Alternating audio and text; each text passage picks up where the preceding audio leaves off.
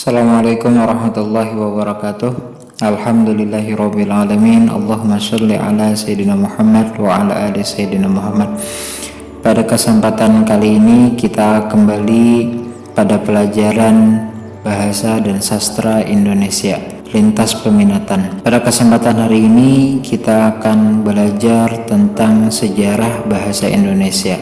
Baik, kita masuk pada materi pembelajaran. Mari kita membacakan Bismillahirrahmanirrahim untuk mengawali pertemuan kita hari ini.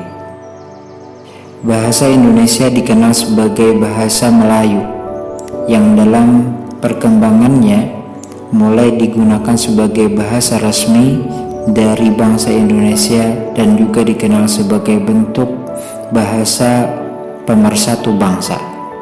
Bahasa Indonesia diresmikan setelah proses proklamasi dari kemerdekaan Republik Indonesia. Jika dilihat dari sisi linguistik, bahasa Indonesia merupakan bentuk ragam bahasa dari bahasa Melayu. Sedangkan dasar yang digunakan olehnya adalah bahasa Melayu Riau yang tentunya diambil dari Kepulauan Riau sejak abad ke-19. Sebagai bahasa pemersatu bangsa, tentunya bahasa Indonesia menjadi bahasa yang digunakan dalam aktivitas harian dari masyarakat Indonesia yang juga menyatukan perbedaan dalam satu bahasa yang sama dan dimengerti oleh semua penduduknya. Sejarah bahasa Indonesia tidak lepas dari penggunaan nama yang dimilikinya. Dengan kata lain, penamaan bahasa Indonesia itu sendiri bermula sejak adanya Sumpah Pemuda yang terjadi pada tanggal 28 Oktober tahun 1928 yang lalu. Hal ini berkaitan dengan menghindari kesan dari imperialis bahasa apabila masyarakat Indonesia masih saja menggunakan bahasa Melayu sebagai nama yang dimilikinya. Hingga saat ini, bahasa Indonesia sendiri dikenal sebagai kata-kata yang hidup dan tentunya banyak menghasilkan beragam kata baru, baik itu berkaitan dengan proses penciptaan atau bahkan melalui sistem penyerapan dari bahasa asing serta bahasa daerah yang ada di sekitarnya.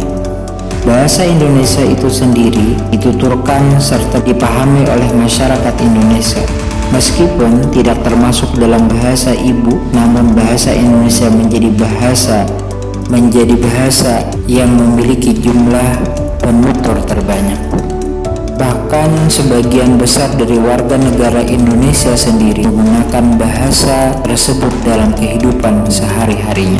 Sementara itu, penutur bahasa Indonesia seringkali menggunakan versi kolokial atau bahasa sehari-hari yang digunakannya. Hal ini seperti terlihat pada proses mencampur adukan antara dialek Melayu dengan bahasa ibu yang dimilikinya. Lebih dari itu, bahasa Indonesia juga dikenal sebagai bahasa dengan tingkat penggunaan yang luas.